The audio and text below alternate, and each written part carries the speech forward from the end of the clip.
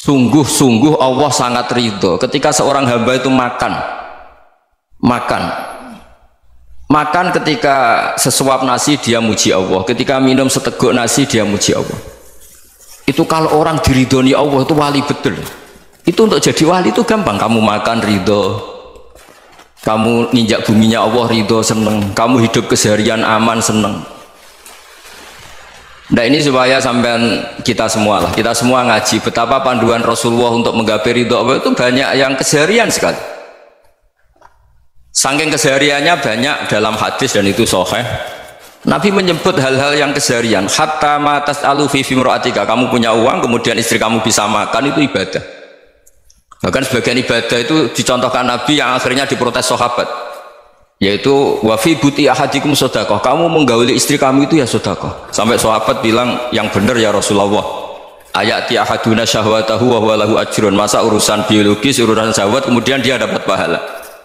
Nabi menjawab alai salawadu'aha fi haramin akana alaihi wisrun, bagaimana kalau dia meletakkan ke yang tidak benar itu kan dosa. Nah hal-hal seperti ini yang saya ingin teman-teman semua, saya juga agak ingin ngaji demi Anda juga agak ingin. Itu dosa sekali ngaji kok pesanan kelompok tertentu itu nggak boleh. Islam itu untuk semua. Jadi ya cuma karena di depan saya jenengan ya seakan-akan jenengan korbannya. Itu ada ilmunya dalam usul fikih itu. Jadi orang itu harus ngaji usul fikih. Nama yang disebut, mungkin Mas Sufyan masih ingat zaman ngaji usul fikih. Nama yang disebut itu tidak jaminan sebagai prioritas perintah.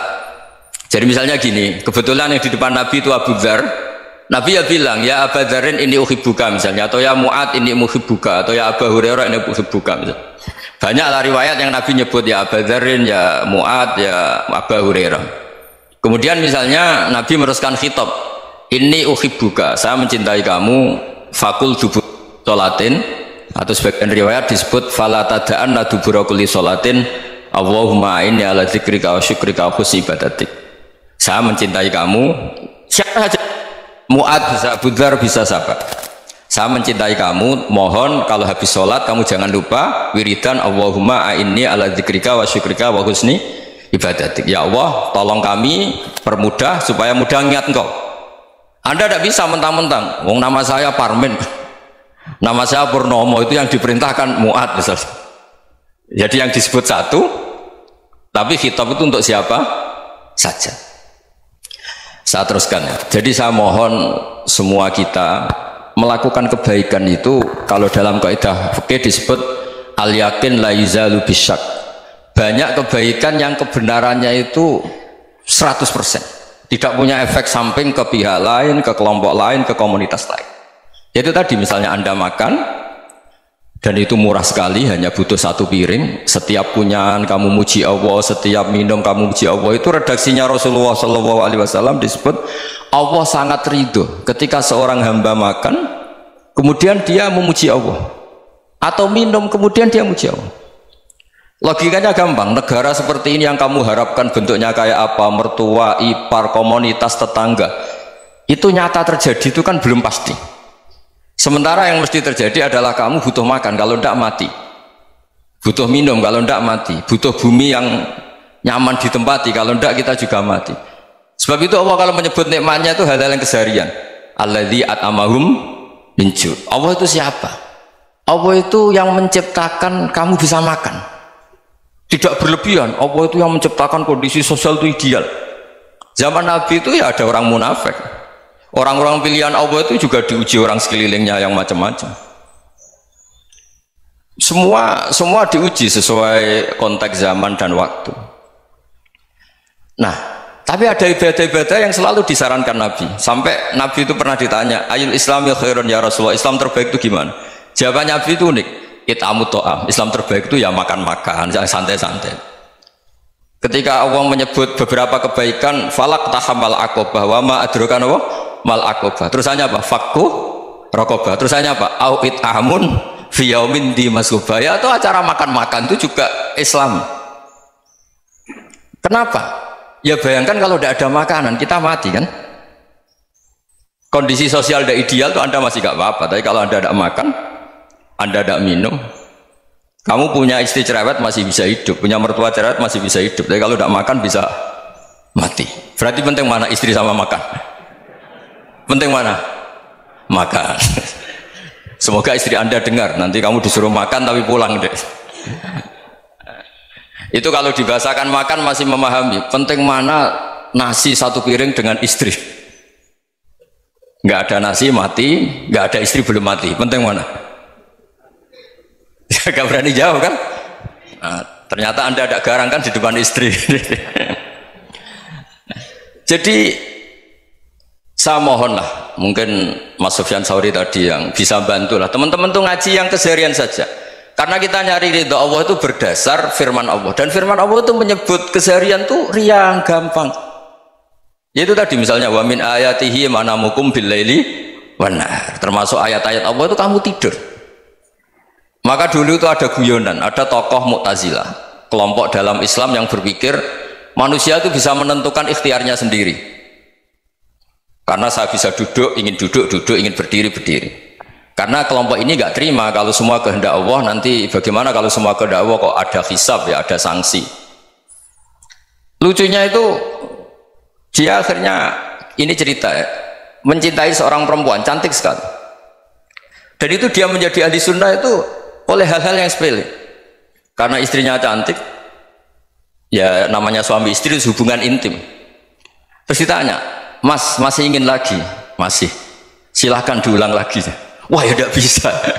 Katanya manusia bisa menentukan yang diinginkan. Itu tobat itu.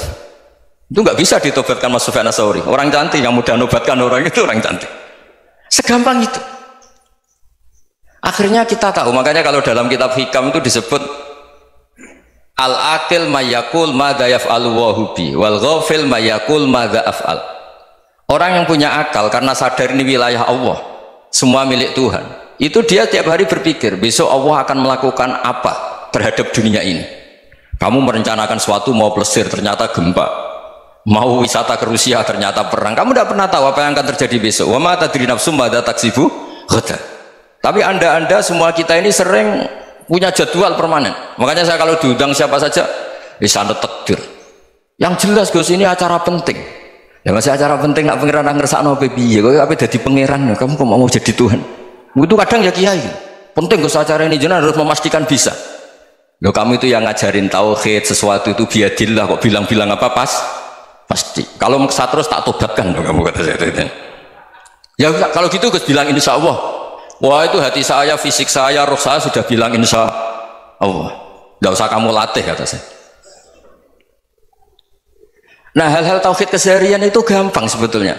Wal ghafil yaqulu madza af'al. Tapi orang yang lupa Allah dia setiap hari bilang besok apa? Kita bisa melakukan apa? Seakan-akan dia itu aktor, dia penting, dia subjek permanen, dia.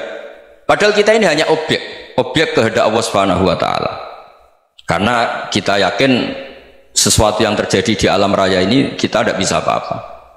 Makanya saya sering ngaji, sering bilang saya, ketika Anda mensifati Allah, dia yang menghidupkan, sudah itu tanamkan, sehingga ketika kita mati santai saja. Kenapa santai? Allah punya cara menghidupkan kita. Zaman kita hidup juga gak tahu caranya ngelola jantung, ngelola paru-paru. Kamu juga gak tahu ngelola oksigen yang tidak beracun, tidak mengandung polusi. Tahu-tahu hidup. Gak ingin tua ya tahu-tahu tua, gak ingin mati tahu-tahu mati. Selama ini kita hidup juga gak tahu apa sebetulnya. Hanya gaya tok, punya jadwal, punya planning. Kalau kamu bisa menentukan pilihan Anda, pasti Anda istrinya cantik, 4 neriman semua, kona'ah semua. Nyatanya enggak kan? Ada 1 jelek, cerewet. Oh itu kan, nyatanya enggak bisa apa-apa Anda kan? Dan kamu bawa mati lagi. Itu kan, istri Anda juga gitu, punya keinginan, punya suami yang ganteng, yang jabat, yang neriman, yang enggak poligami. Ya enggak kesampaian juga. Kalau kita ngitung tingkat kegagalan kita itu gagal terus. Ya kan? Nah, terus ingat Allah, madza yaf'alu wa hubi. Orang yang punya akal selalu berpikir Allah itu menghendaki apa terhadap saya. Loh, sama-sama orang loh. Ngelihat orang yang serius, itu kata Anda itu pemikir berat, serius. Senang punya tokoh yang merengut karena kamu anggap serius. Tapi sebagian orang anggap orang yang serius itu wong merengut, wong masam, wong muka kok ditekuk. Jadi sama itu hati, ya muqallibal qulub tsabbit qalbi ala dinik, karena kita nggak tahu cara berpikir kita tentang orang lain, tentang sekeliling kita. Misalnya kita orang baik yang jenis ngrumat fakir miskin, ada orang bangun masjid mewah itu janggal. Apa artinya masjid mewah kalau banyak orang kelaparan? Tapi kalau yang jenis pendidikan, apa artinya masjid mewah kalau tidak bisa ngaji? Nanti yang jenis infrastruktur, apa artinya ini kalau semuanya punya sudut pandang yang berbeda-beda. Dan Islam mengapresiasi semua kebaikan. Tapi katakan semua kebaikan itu adalah kehendak Allah Subhanahu wa taala. Karena apapun baik Anda itu pakai fasilitas yang diberikan oleh Allah Subhanahu wa taala. Sehingga ini yang disebut qulillah tsumma darhum fi khawdihim yal'abun. Ya, kembali tadi ke tema-tema bahwa keseharian Anda ini sudah Islami. Saat Anda tidak bisa melakukan apa saja. Saya sering ada jenazah, biasanya kalau tetangga meninggal saya sering disuruh ngelepas. Saya bilang orang ini baik karena sering ngelamun di rumah, sering nganggur di rumah. Ditanya sama anaknya, kenapa Gus nganggur baik? Ya kalau dia nganggur artinya juga agak berbuat sesuatu yang maksiat kan? Ya kan, orang nganggur di rumahnya ya tidak bunuh orang, tidak maling, tidak korupsi, ya namanya nganggur di rumah. Lah cuma istri cara pandang nganggur gak menghasilkan uang itu, tapi juga gak menghasilkan kriminal kan? Jadi sebenarnya Islam itu cara, makanya kalau sampai ngaji usul fikih itu ada kitab usul fikih namanya Lubul Usul, itu terkenal sekali di pesantren itu. Itu kalau ngapresiasi keseharian itu luar biasa. Izma min mubahin illa wa yatahaqququ bihi tarku haramimma. Karena keseharian yang mubah saat Anda lakukan itu ada kehebatan yang luar biasa, yaitu meninggalkan haram. Makanya dulu banyak orang-orang alim ketemu temannya itu guyon sampai semalaman. Itu biasanya yang semangat Islam itu kiai kok tidak tahajud, kiai kok tidak witir. Orang yang sedang mapan uangnya banyak, malam itu tidak kelayaban itu sudah luar biasa. Melawan nafsu supaya tidak maksiat itu sudah luar biasa. Supaya lupa guyon sama temannya semalaman sampai subuh. Gejlok-gejlokan kenang zaman miskin, zaman kuliah nggak jelas, zaman apa. Melihatnya jangan tarkut tahajud. Seperti ini meninggalkan tahajud, tapi meninggalkannya ini talkul muharramat. Jadi kayak apa hebatnya? Sehingga Imam Ghazali punya riwayat yang agak unik. Hatta takuna ibadatu akhiri hadil ummah iku an-naum. Sehingga suatu saat ibadah terbaik umat ini itu tidur. Itu kan riwayat kontroversi. Ketika Imam Ghazali tanya, kenapa iya? Kenapa kamu mulai keluar dari rumah itu sudah banyak maksiat? Melihat perempuan yang enggak mahram, melihat fenomena. Tapi kalau kamu tidur itu enggak melihat apa-apa. Tapi juga kamu jangan nganggap tidur itu ibadah betul. Saatnya melakukan fardu ain malah masih tidur. Tapi itu sudut pandang yang menjadikan kita Islam itu gampang. Jadi saat Anda tidak bisa aktivitas apa-apa, misalnya ada beberapa orang yang lumpuh itu memang nggak bisa Jumatan, nggak bisa ibadah, tapi dia juga nggak bisa maksiat.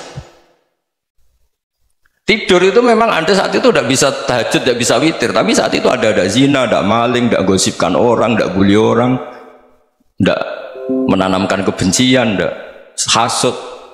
Sehingga tidur menurut Allah Ta'ala wa min ayatihi manamukum billaili apa? Wan-nahar. Karena di tidur itu selain ada unsur istirahat, jaga stamina, juga ada unsur meninggalkan beberapa keburukan.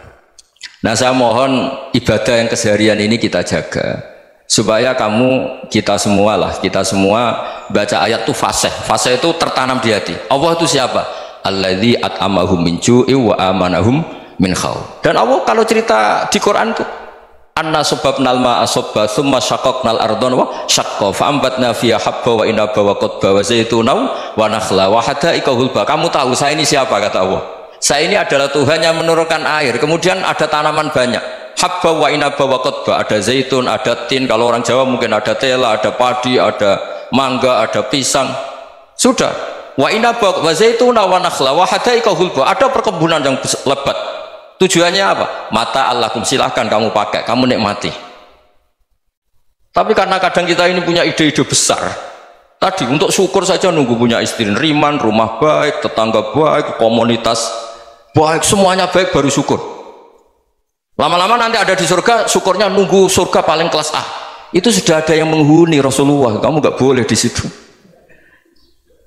Masa untuk syukur saja repotnya, masya Allah. Jadi mohonlah Quran yang kalau Anda hafalkan juz sama itu kan ada ayat-ayat yang kayak tadi. Ya, fal yanzuril insanu ila ta'ami. Coba lihat Apa yang kamu makan ya? Dari mana? Dan untuk mempertahankan hidup kamu keseharian. Jadi jangan kira ibadah itu harus membentuk komunitas yang versi Anda. Ibadah itu harus yang hal yang mulu-mulu. Kesehariannya Anda alami. Loh, ini saya tidak bikin-bikin. Saya ngaji bukan karena berdasar pesanan. Itu ayat yang saya baca kan betul ada ayatnya kan. Fal yang dzuril insanu ila ta'ami anna sababnal ma'a sabba thumma shaqqaqnal arda shaqqa fa ambasna fiha habba wa inaba wa qadba wa zaituna wa nakhla wa hadaiqa ghulba. Terusannya apa? Mata'al lakum, silakan kamu nikmati. Mata itu silakan kamu nikmati. Ya kayak sampean dikasih hidangan ya makan. Ya sudah makan, habis makan ya minum, habis itu ngantuk ya tidur. Ya sudah normal-normal saja. Kayak apa indahnya Islam. Tapi Anda mencari Islam yang gimana lagi? Nah itu yang diajarkan guru-guru kita, diajarkan sanad kita sampai Wali Songo, sampai Rasulullah SAW. Bahwa pada akhirnya ada jihad, ada perang. Itu dulu memang perang, bukan membunuh, beda. Dulu kita dijajah Belanda ya perang, dan itu normal karena kita dijajah. Jadi ketika orang lain ingin baik sama kita, wa in ahadum minal musyrikin astajaruka ya fajirhu hatta yasma'a kalam Allah. Kalau mereka ingin baik ya kita baik.